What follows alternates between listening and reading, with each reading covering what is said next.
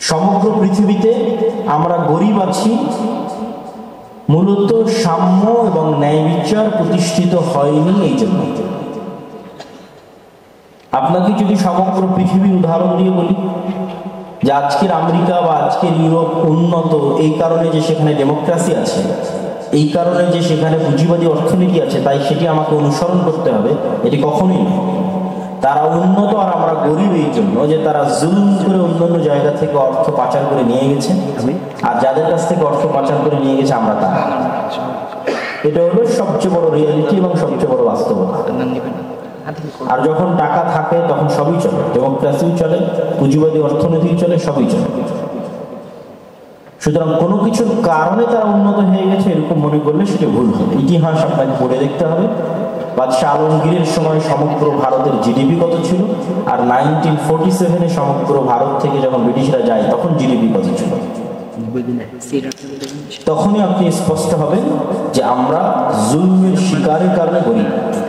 এটা যেমন সারা পৃথিবীতে, ঠিক দেশের মধ্যে আমি ব্যক্তিগতভাবে গরিব, আপনি ব্যক্তিগতভাবে গরিব কেন? প্রত্যেকটা সেক্টরে দুর্নীতি আছে। কোথাও যদি এখন 500 টাকার ঘুষ লেনদেন হচ্ছে, 500 টাকার ঘুষের কারণে সারা দেশের 16 কোটি মানুষ 500 টাকা গরিব হচ্ছে, তাহলে 80,000 কোটি টাকা যদি এই দেশ থেকে পাচার হয়ে যায় গত 16 বছরে, তাহলে সারা দেশের 16 থেকে 18 কোটি মানুষ 80,000 কোটি টাকা গরিব হয়ে গেছে। ডাইরেক্ট আপনার পকেট থেকে কেউ এসে চুরি করে নিয়ে যায়নি, আপনার বাড়ি থেকে নিয়ে যায়নি, কিন্তু ওইটার শিকার আপনি। তো আমরা গরিব, সমগ্র পৃথিবীর মানুষ গরিব কেন? সমগ্র পৃথিবীতে জুলুম চলছে। পুঁজিবাদী অর্থনীতি, সুদী অর্থনীতি একটি জুলুম। এই জুলুম এবং এই অত্যাচার অর্থকে কুক্ষিগত করে। আর ইসলাম অর্থ কেন, অর্থ জ্ঞান কোনো কিছুকে কুক্ষিগত করাকে সাপোর্ট করে না, বরং সাদাকায়ে জারিয়া হিসেবে জ্ঞান বিতরণ করতে হবে, জ্ঞান উন্মুক্ত রাখতে হবে, এটি ইসলামের বিশ্বাস।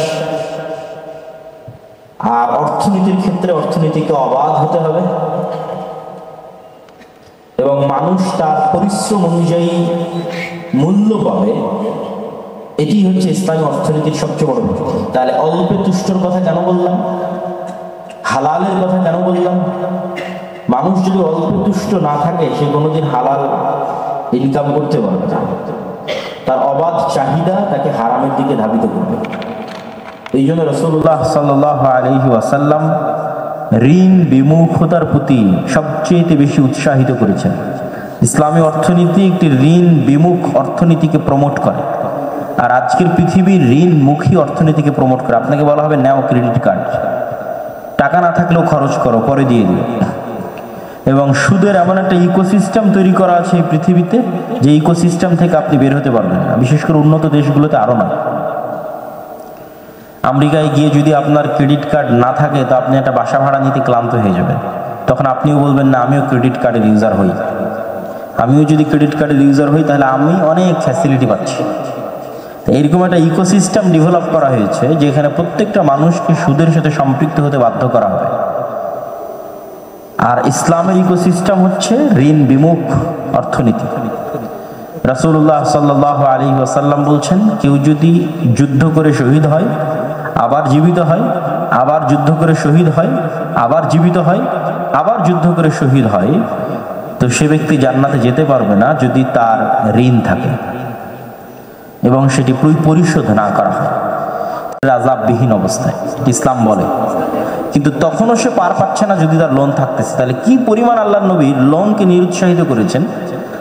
আর অবশ্যই লোনকে নিরুৎসাহিত করার হাদিসগুলো যখন আসবে তখন আপনারা এটি মনে করিয়েন না যে এটি সুদী লোনকে আল্লাহ নবী নিরুৎসাহিত করছেন। না, স্বাভাবিক যে আমরা একজন আরেকজনের থেকে কর্জ নিই সুদ ছাড়া, সেটিকে নিরুৎসাহিত করছে। সুদী লোনের কথা তো বহু পরে। লোন বিমুখতার যে হাদিসগুলো আছে এগুলো সুদী লোন না। স্বাভাবিক আমি আপনার থেকে কর্জে হাসানা নিচ্ছি, একজন আরেকজনের থেকে নিচ্ছি। যেমন রাসূলুল্লাহ সাল্লাল্লাহু আলাইহি ওয়াসাল্লাম এক জানাজার সালাতে দাঁড়িয়ে বলছেন তার কোনো লোন আছে? বলে আছে। কত? 2 দিরহাম। তো বলে তার জানাজার সালাত হবে না যতক্ষণ না এটির দায়িত্ব কেউ না নিচ্ছে। তো একজন সাহাবী সেটির দায়িত্ব নিল, তখন আল্লাহ নবী জানাজার সালাত আদায় করলেন। তো এই লোন কোনো সুদী লোন ছিল, এই জন্য আল্লাহ নবী জানাজার সালাত আদায় করবেন না, বিষয়টা এমন না।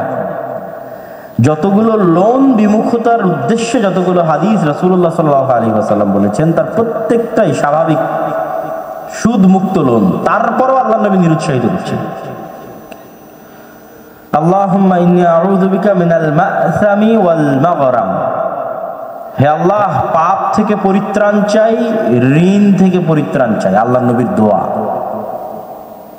তো আল্লাহর নবীকে সাহাবী জিজ্ঞেস করছে কেন আপনি এত ঋণ থেকে পরিত্রাণ চান? কারণ আল্লাহর নবীর আরেকটা দোয়া আছে যেটি আল্লাহুম্মা ইন্নী আউযু বিকা মিনাল হাম্মি ওয়াল হুজনি, ওই দোয়ার শেষে তিনি বলেছেন গালাবাতিদ দাইন, যে আমি ঋণের বোঝা থেকে পরিত্রাণ চাই। তো আল্লাহর নবীকে জিজ্ঞেস করা হলো কেন আপনি ঋণকে, এগুলো একটা আল্লাহর নবী ঋণের বোঝা থেকে পরিত্রাণ চাচ্ছে, তার মানে কি আল্লাহর নবী সুদের উপর লোন নিবে নাকি? না, এটা অসম্ভব। আল্লাহ সুদ তো হারাম, উনি তো সুদের ধারে কাছে যাবে না। উনি কোন লোন থেকে পরিত্রাণ চাচ্ছে? যেটা সুদ মুক্ত অবস্থায় আমরা একজন আরেকজনের কাছ থেকে নিই, স্বাভাবিক কর্জে হাসানা, সেটি থেকে তিনি পরিত্রাণ চাচ্ছেন। সুদেরটা বহু পরে। ইসলাম কতটা ঋণ বিমুখতাকে প্রমোট করে সেটা আমি বোঝানোর জন্য এইভাবে আপনাদের সামনে তুলে ধরতেছি।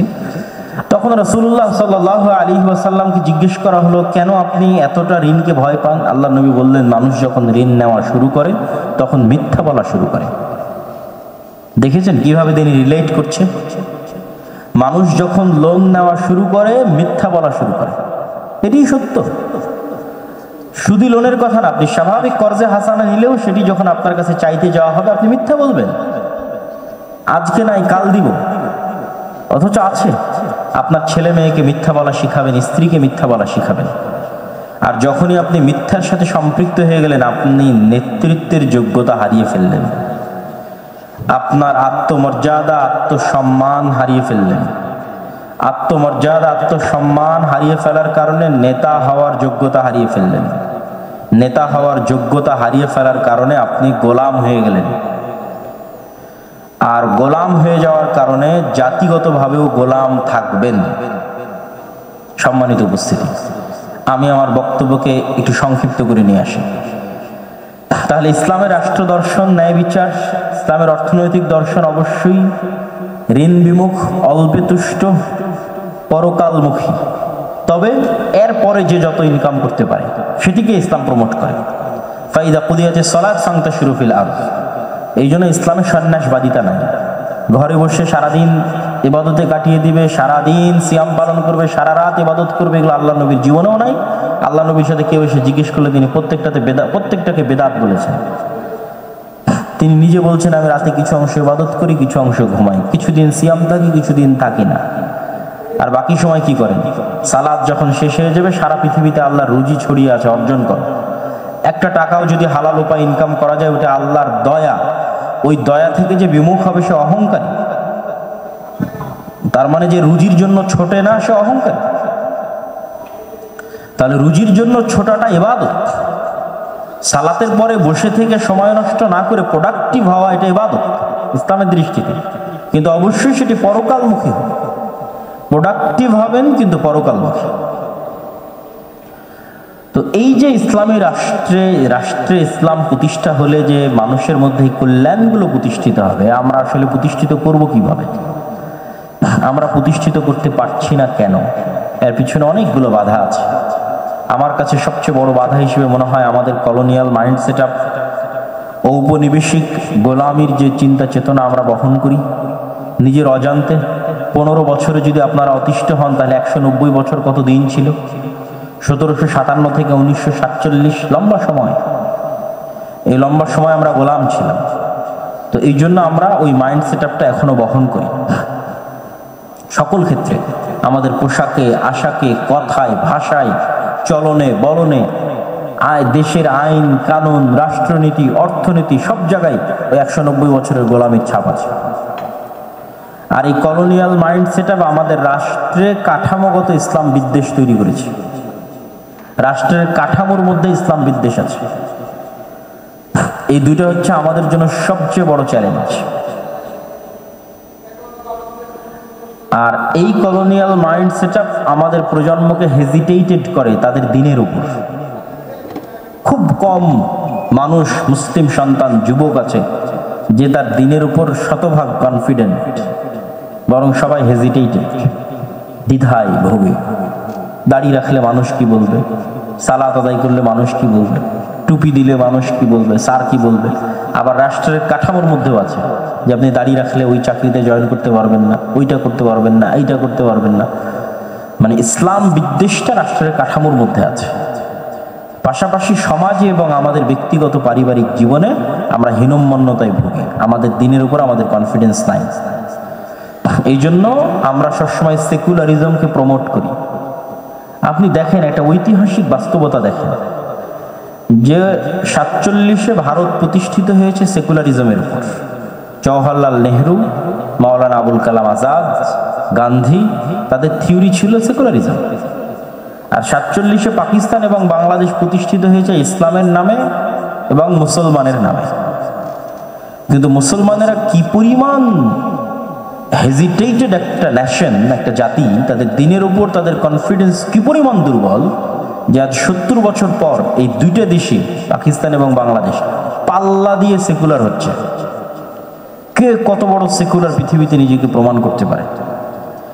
আর ওই ভারত এবং ভারতের যারা হিন্দু, তারা তাদের দিনের উপর কতটা কনফিডেন্ট, কতটা আত্মবিশ্বাসী যে সেকুলারিজমের উপর প্রতিষ্ঠিত হয় একটা দেশকে 70 বছর পর কট্টর হিন্দুত্ববাদী রাষ্ট্র বানিয়ে ফেলেছে, কারো পরোয়া করেনি।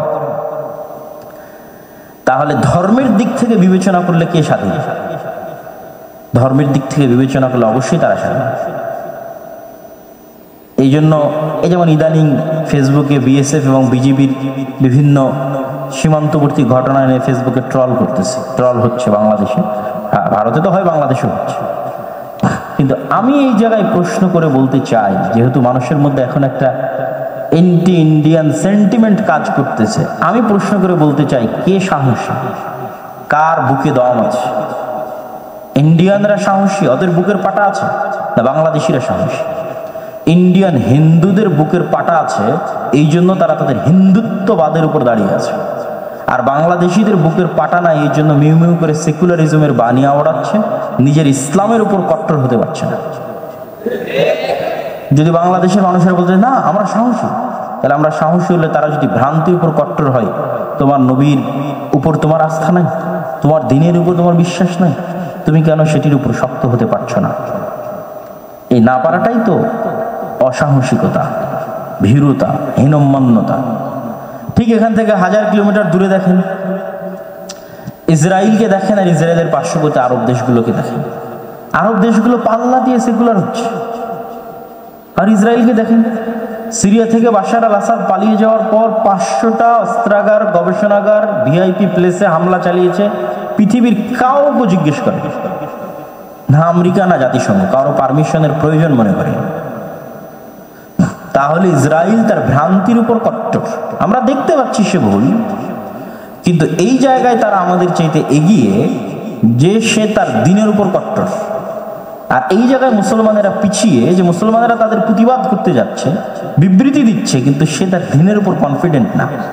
তাহলে কে গোলাম? ওই ইহুদি গোলাম ইসরায়েলের, যে তার দিনের উপর কট্টর, না এই পার্শ্ববর্তী মুসলিম কান্ট্রিগুলোতে বসবাস করা মুসলিম যারা নিজেদেরকে সেকুলার বলে চিল্লাচ্ছে, অথচ তার নবীর দিনের উপর তার শতভাগ আস্থা নাই, বিশ্বাস নাই, কনফিডেন্স নাই? এটাই হচ্ছে সেই কলোনিয়াল মাইন্ডসেট। আর এইটা সারা বিশ্বের মুসলিমদের সমস্যা, সারা বিশ্বে, শুধু বাংলাদেশ না। কেননা সারা বিশ্বের অধিকাংশ মুসলিম দেশ কোনো না কোনো ইউরোপিয়ান কান্ট্রির কলোনি ছিল। আফ্রিকান যে মুসলিম দেশগুলো, তারা হয় ইতালির ছিল, না হয় স্পেনের ছিল, না হয় ফ্রান্সের ছিল, এখনো আছে। ব্রিটিশরা আমাদেরকে যে স্বাধীনতা দিয়েছে, ন্যূনতম স্বাধীনতা ফ্রান্স আফ্রিকান মুসলিম কান্ট্রিগুলোকে দেয়নি। এখনো তারা, তাদের স্বাধীন কোনো পররাষ্ট্র নীতি নাই, বৈদেশিক মুদ্রা ফরাসি মুদ্রা ছাড়া অন্য কোনো মুদ্রায় রাখার সুযোগ নাই, স্বাধীনভাবে অস্ত্র ক্রয়ের কোনো সুযোগ নেই। সুতরাং কলোনিয়াল সিস্টেম এখনো আছে। ইসরায়েল ফিলিস্তিনের সমস্যা কাদের তৈরি? ওই ঔপনিবেশিক শাসন আমলে তৈরি। কাশ্মীর সমস্যা কাদের তৈরি? ঔপনিবেশিক শাসন আমলে তৈরি। তাহলে সারা পৃথিবীতে মুসলমানেরা যতগুলো সমস্যা ফেস করতেছে, সবগুলো সমস্যা তখন তৈরি। এই জন্য সারা পৃথিবীর সকল মুসলমানেরা মানসিকভাবে দাসত্বের মধ্যে আছে, বের হতে পারতেছে না মানসিক দাসত্ব থেকে। আর এই মানসিক দাসত্বের লেভেলটা আপনি মাপবেন কি দিয়ে? মাপবেন যেমন আমি যেটি দিয়ে অনুভব করতে পেরেছি আমাদের এই দাসত্বের লেভেলটা। মানুষ তার ব্যক্তিগত জীবনে অবশ্যই বাংলাদেশের বাইরে গেলে সে দেখবে, যদি তার মাথায় আমার এই কথাগুলো থাকে সে তুলনা করবে। আমি আমার জায়গা থেকে তুলনা করেছি, আমি ইংল্যান্ড গেছি, ইংল্যান্ড থেকে বের হয়ে ইতালি, স্পেন, ফ্রান্স 3টা দেশে গেছি। তো স্পেনের বিমানবন্দরে নেমে এক্সিট শব্দটা ইংরেজিতে খুঁজে পেতে আমার কষ্ট হয়েছে। আর স্পেনের বিমানবন্দরের বাইরে বের হয়ে রাস্তাঘাটে কোথাও কোনো দোকানপাট, স্কুল, কলেজ, ইউনিভার্সিটির কোথাও কোনো ব্যানার ইংরেজিতে থাকবে, এটা আমার চোখে পড়েনি। ফলত স্প্যানিশ ভাষা শিখা ছাড়া অথবা স্প্যানিশ ভাষা জানে এরকম কারো সহযোগিতা ছাড়া, যার সেকেন্ড ল্যাঙ্গুয়েজ ইংরেজি অথবা বাংলা, চলা অসম্ভব। আমি ইংরেজি শিখতে নিষেধ করছি এটা বলতেছি না, কিন্তু স্পেন ইংল্যান্ডের অতি নিকটতম প্রতিবেশী, ফ্রান্স, ইতালি ইংল্যান্ডের অতি নিকটতম প্রতিবেশী।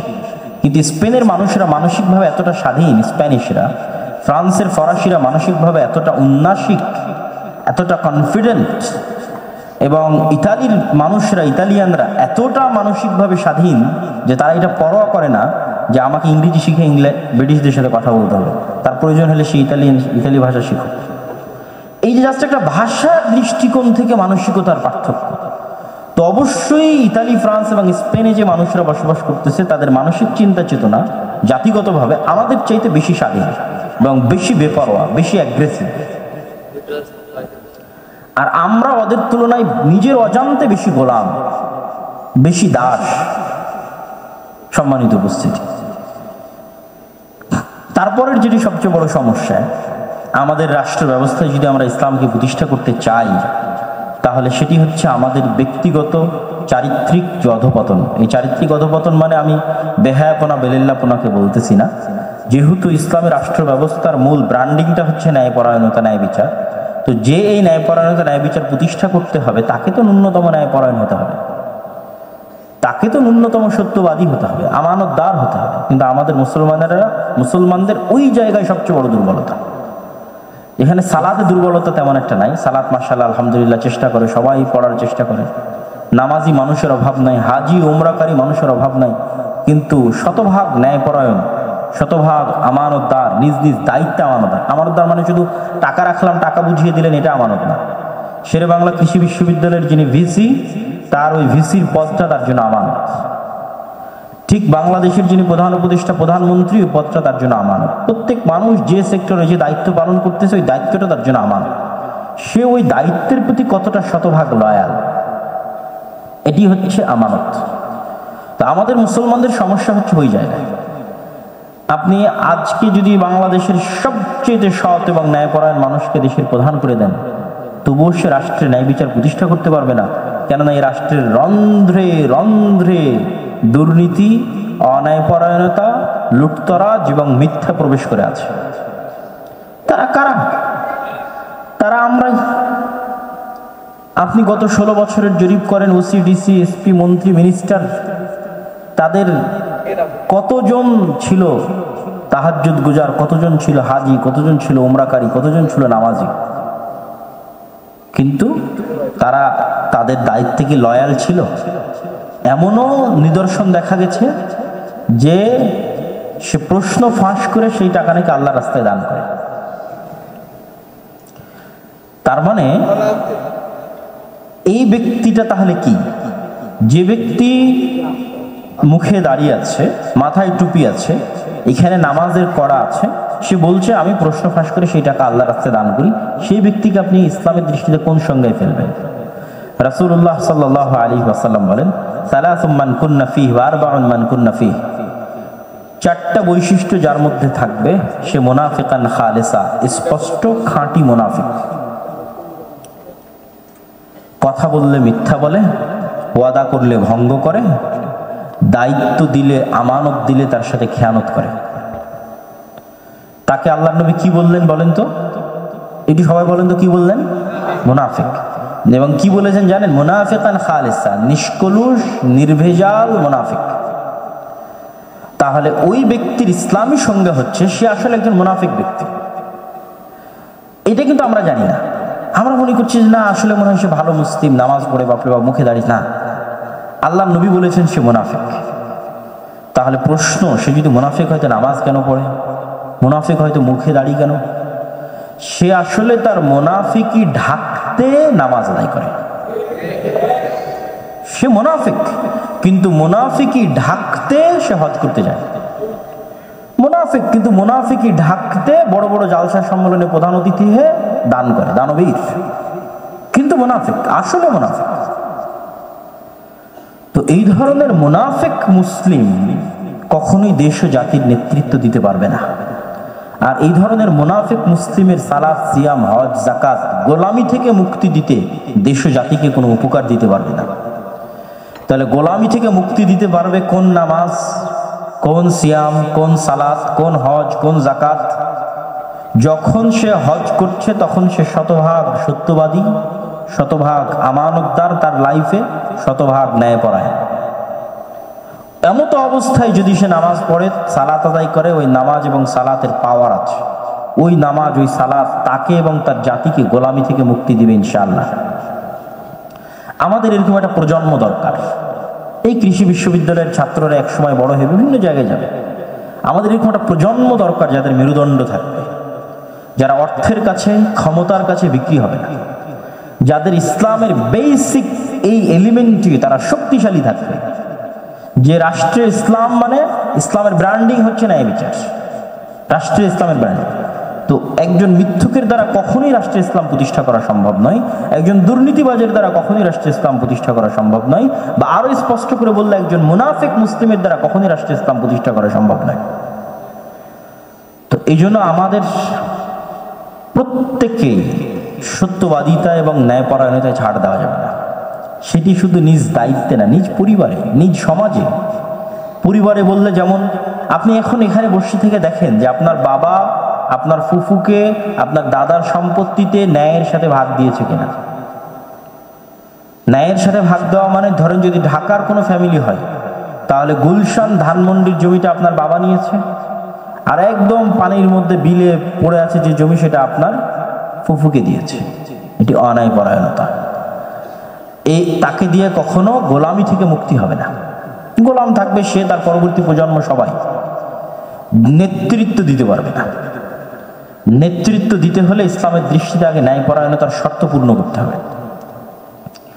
আমাদের মতো আলেম ওলামারা কেন এই দেশে ইসলাম প্রতিষ্ঠা করতে পারছে না? আলেম ওলামাদের মধ্যে কি নামাজ সালাতের অভাব আছে? তারপরে হচ্ছে আল্লাহ ভীরুতা, তাকওয়া, পরহেজগারিতা, হজ, উমরার অভাব আছে? নাই। কোনটার অভাব আছে? ওইটারই অভাব আছে, ন্যায়পরায়ণতা। তার মানে কি সে টাকা মেরে খায়? আমি সেটা বলছি না। ন্যায়পরায়ণতা মানে শুধু টাকা মেরে খাওয়া না। আপনি একটা ইসলামী দলে যান, একটা ইসলামী সংগঠনের কেন্দ্রীয় মসজিদে যান, ইসলামী সংগঠনের কেন্দ্রীয় মাদ্রাসায় যান, দেখেন ইসলামী দলের আমির তাকেই দায়িত্ব দিয়ে রেখেছে যে ওই আমিরের বেশি চামচামি করেছে। কিন্তু যে কর্মী কঠোরভাবে পরিশ্রম করেছে, দায়িত্ব পাওয়ার যোগ্য, তাকে ইসলামী দলের আমির দায়িত্ব দেয়নি। তাহলে সেই ইসলামী দলের আমির তার দলের মধ্যে ন্যায়পরায়ণতা প্রতিষ্ঠা করতে পারেনি। আল্লাহ কোন লজ্জায় তাকে রাষ্ট্রের দায়িত্ব দিবেন? কেন? ইসলামের রাষ্ট্রের ব্র্যান্ডিং তো হচ্ছে ন্যায় বিচার। অতএব আল্লাহ সুবহানাহু ওয়া তাআলা কখনোই তাকে রাষ্ট্রের দায়িত্বের যোগ্য মনে করেননি। ন্যায়পরায়ণতা প্রতিষ্ঠা করা মানে, আমানতদারিতা মানে শুধু টাকা পয়সা, এটি কখনোই ভাববেন না। তাহলে আমাদের আলেম ওলামা, ইসলামী দল, ইসলামী সংগঠনগুলো ব্যর্থতা কোথায়? এই জায়গাতেই ব্যর্থতা। এই যে তাবলিগ জামাতের দুইটা বিভেদ যে দেখছেন, এটা কিসের ব্যর্থতা? মাসলাক এবং মাযহাব বা ফতোয়ার চাইতে বড় ব্যর্থতা হচ্ছে ন্যায়। ভিতরে যান, অনুসন্ধান করেন, ন্যায়পরায়ণতায় ব্যর্থতা। আর এইটা জাতিগতভাবে আমরা ভোগ করতেছি। এটা শুধু আলেম ওলামা দিয়ে না, সবাই জাতিগতভাবে ভোগ করতেছি। কেন জাতিগতভাবে? আমরা ওই যে 190 বছর গোলাম ছিলাম, ওই গোলামি থাকার কারণে মিথ্যা আমাদের রক্তে মিশে গেছে, দুর্নীতি আমাদের রক্তে মিশে গেছে। আপনি বিশ্বাস করেন, আজকে আমরা ফেসবুকে, ইউটিউবে গত 16 বছর যারা দুর্নীতি করেছে, টাকা পাচার করছে, তাদেরকে আমরা যারা গালি দিচ্ছি, আমাদেরকে যদি ওই জায়গায় দেওয়া হয়, আমরা ওদের চেয়ে বেশি দুর্নীতি করব।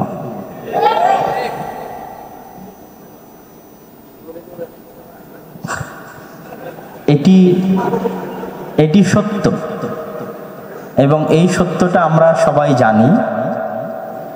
তো এই জন্য আমরা যদি মনে করি যে আমাদেরকে ইসলাম প্রতিষ্ঠা করতে হবে রাষ্ট্রে, তাহলে আমাদের সকলকে আমাদের বেসিক, আমাদের যে ব্যক্তিত্ব, পার্সোনালিটি ইসলামের দৃষ্টিতে সেটি গঠন করতে হবে।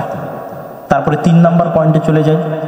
রাষ্ট্রে ইসলাম প্রতিষ্ঠা করার ক্ষেত্রে আমাদের সবচেয়ে বড় বাধা হচ্ছে চলমান যে রাষ্ট্রীয় দর্শনগুলো আছে এগুলোর প্রতি শতভাগ ঈমান আনয়ন করা। যেমন গণতন্ত্রের প্রতি শতভাগ ঈমান আনয়ন করা, ধর্মনিরপেক্ষ মতবাদের প্রতি শতভাগ ঈমান আনয়ন করা, যেন এগুলো থেকে বের হওয়ার কোনো সুযোগ নাই। এই মর্মে যে ঈমান আনয়নটা আমরা করেছি এটি অনেক বড় একটি বাধা। কেন বাধা সেটিও আমি আপনাদের তুলে ধরি। বাধা এই জন্য যে এখানে লক্ষ লক্ষ কোটি কোটি ভোটার আছে, অভাব নাই, এরকম ভোটারের অভাব নাই যে ইসলামের জন্য আপনাকে ভোট দেবে, কিন্তু তাদের শক্তিশালী প্রতিষ্ঠান নাই। শক্তিশালী প্রতিষ্ঠান ছাড়া, শক্তিশালী গ্রাউন্ড ছাড়া শুধু লক্ষ লক্ষ কোটি কোটি ভোটারের ভোট নিয়ে আপনি ক্ষমতায় যেয়ে কিছুই করতে পারবেন না। শক্তিশালী প্রতিষ্ঠান কাদের আছে? সেকুলার যারা, তাদের আছে। শক্তিশালী মিডিয়া তাদের, শক্তিশালী অর্থনৈতিক প্রতিষ্ঠান তাদের। ওইটাকে ফাইট দিতে হলে আপনার নিজস্ব শক্তিশালী প্রতিষ্ঠান লাগবে, শুধু সাধারণ ব্যক্তি দিয়ে সম্ভব নয়। সাধারণ এরকম ব্যক্তি, ভক্ত, ফ্যান অসংখ্য আছে, থাকবে। আরো একটি কারণে সম্ভব নয়, ইসলাম চায় সে পূর্ণাঙ্গ রূপে ক্ষমতায় যাক, সে কম্প্রোমাইজড অবস্থায়, বিকৃত অবস্থায় ক্ষমতায় যাবে, এটি সে চায় না। কিন্তু গণতন্ত্র কখনোই আপনাকে সেই চান্সটা দিবে না যে আপনি পূর্ণাঙ্গ শতভাগ ইসলাম নিয়ে ক্ষমতায় যাবেন। আপনাকে কিছু না কিছু কম্প্রোমাইজ করতেই হবে। আর কম্প্রোমাইজ ইসলাম, বিকৃত ইসলাম কখনোই পূর্ণাঙ্গ শান্তি প্রতিষ্ঠায়, ন্যায় বিচার প্রতিষ্ঠায় যে রাষ্ট্রের স্বপ্ন আমরা দেখাচ্ছি সেটি দেখাতে পারবে না। তার মানে কি আমি আপনাদের হতাশ হতে বলছি? হতাশ হতে বলছি না। আমি আপনাদেরকে যেটি বলছি, আমাকে আজকেই ক্ষমতায় যেতে হবে, এই কথা কে বলল? আপনি পরিকল্পনা করেন না যে 50 বছর পর, 100 বছর পর কিভাবে বাংলাদেশের রাষ্ট্র ক্ষমতায় পূর্ণাঙ্গ ইসলাম প্রতিষ্ঠিত হবে, তার রোডম্যাপ তৈরি করেন। আমরা মুসলমানেরা শুধু রিয়্যাক্ট করা জানি, পরিকল্পনা মাফিক অ্যাক্ট করতে পারি না। একটা কিছু ঘটছে, তার সাথে আমাকে রিয়াকশন দিতে হবে, এই পর্যন্তই শেষ। কিন্তু ওই রকম কিছু যেন না ঘটে, তার জন্য পূর্ব পরিকল্পনা স্বরূপ আমি একটা প্ল্যান করে সামনে আগাবো, এটি আমরা করতে পারি। এই রোডম্যাপ, এই ধরনের 50 বছর মেয়াদি, 100 বছর মেয়াদি, দীর্ঘমেয়াদী এই রকমের সুদূর প্রসারী পরিকল্পনা ছাড়া পূর্ণাঙ্গ ইসলাম, শতভাগ ইসলাম রাষ্ট্র ক্ষমতায় যাবে, এটি সম্ভব নয়। তবে অবশ্যই একদল প্রজন্ম যদি বের হয় যারা সত্যবাদিতা, ন্যায়পরায়ণতায় কোনো ছাড় দিবে না, এবং সেই প্রজন্ম যদি শুধুমাত্র আল্লাহর সন্তুষ্টির জন্য ক্ষমতার কেন্দ্রবিন্দুতে দাওয়াত দেয়, দাওয়াতকে কখনো অবহেলা করা উচিত নয়। আল্লাহ সুবহানাহু ওয়া তাআলা মুসা আলাইহিস সালাতু ওয়াস সালামকে শক্তিশালী মুজিজার লাঠি দিয়ে এটা বলেননি যে তুমি ফেরাউনকে গিয়ে এই মুজিজার জাদুর, এই মুজিজার লাঠি দিয়ে হত্যা করো। এটা কঠিন কিছু না। যেই মুজিজার লাঠি সব সাপকে খেয়ে ফেলে দেয়, সেই লাঠি ফেরাউনকে খেয়ে নিতে পারবে না? খেয়ে নিতে পারবে। কিন্তু এটা আল্লাহ সুবহানাহু ওয়া তাআলা করেননি, এটা আল্লাহ করেন না, এটা আল্লাহর মূলনীতি নয়। আল্লাহ তার নাম লিখেছেন লতিফ, খুব সূক্ষ্ম। আল্লাহ চাইলে ইউসুফ আলাইহিস সালাতু ওয়াস সালামকে কুয়া থেকে ফেরেশতা দিয়ে উঠাই নিতে পারতেন। ফেরেশতা উঠাই নিয়ে উড়িয়ে নিয়ে গিয়ে বাবা ইয়াকুব আলাইহিস সালামের কাছে পৌঁছে দিত। নবী তো, উনিও নবী, ইনিও নবী। আল্লাহ করেন না। আল্লাহ চাইলে ইউসুফ আলাইহিস সালাতু ওয়াস সালামের জেলখানার দেওয়াল ভেঙে দিয়ে ফেরেশতা দিয়ে জেলখানা থেকে বের করতে পারতেন, এটা আল্লাহ করেন না। আল্লাহ প্রত্যেকটা মানুষকে পরীক্ষার মুখে ফেলে তাকে তার মতো স্লো প্রসেসে একটা পর্যায়ে নিয়ে যান। এই জন্য মুসা আলাইহিস সালাতু ওয়াস সালামকে আল্লাহ বলেননি যে তুমি এই লাঠি নিয়ে গিয়ে ফিরআউনকে হত্যা করো না, বলেছেন দাওয়াত দাও, ভদ্র নম্র ভাষায় দাওয়াত দাও। তো দাওয়াত দেওয়া মানেই তো বিপদ। মুসা আলাইহিস সালাম দাওয়াত দিয়ে জুলুম সহ্য করলেন, অত্যাচার সহ্য করলেন, ওইভাবে স্লো প্রসেসের মধ্যে আল্লাহ নিয়ে যায়। তো আমাদের মধ্যে যেই পরিমাণ অসচেতনতা আছে, যেই পরিমাণ ইসলাম বিষয়ে জ্ঞানের অভাব আছে, যেই পরিমাণ অসততা, অন্যায়পরায়ণতা আছে, সেখানে আপনি আজকেই ডাইরেক্টলি রাষ্ট্রে ইসলাম প্রতিষ্ঠা করে দিবেন, এটা অবাস্তব, কাল্পনিক।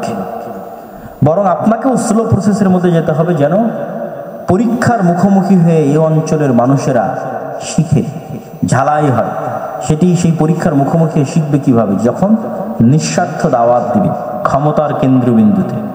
আলেম ওলামারা দাওয়াত দিয়েছে কিন্তু নিঃস্বার্থ নয়। গত 16 বছর যত আলেম রাষ্ট্রের বিভিন্ন জনের কাছে গেছে, তার শতকরা 90% বেশি আলেম কোনো না কোনো স্বার্থে গেছে। এমপির কাছে যাক, মন্ত্রীর কাছে যাক, ওসির কাছে যাক, ডিসির কাছে যাক, কোনো না কোনো কাজে কোনো না কোনো স্বার্থে গেছে।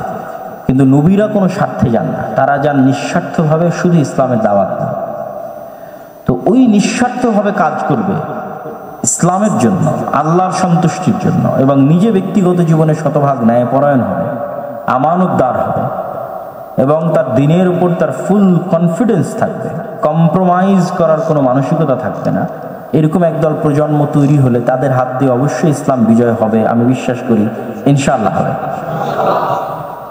তো আমি আপনাদের প্রতি উদাত্ত আহ্বান জানাবো যে যে বিষয়গুলোর প্রতি আমি এখানে টাচ করলাম, স্পর্শ করার চেষ্টা করলাম, এই বিষয়গুলো নিয়ে আপনারা আরও অধ্যয়ন করতে পারেন, আরও পড়াশোনা করতে পারেন।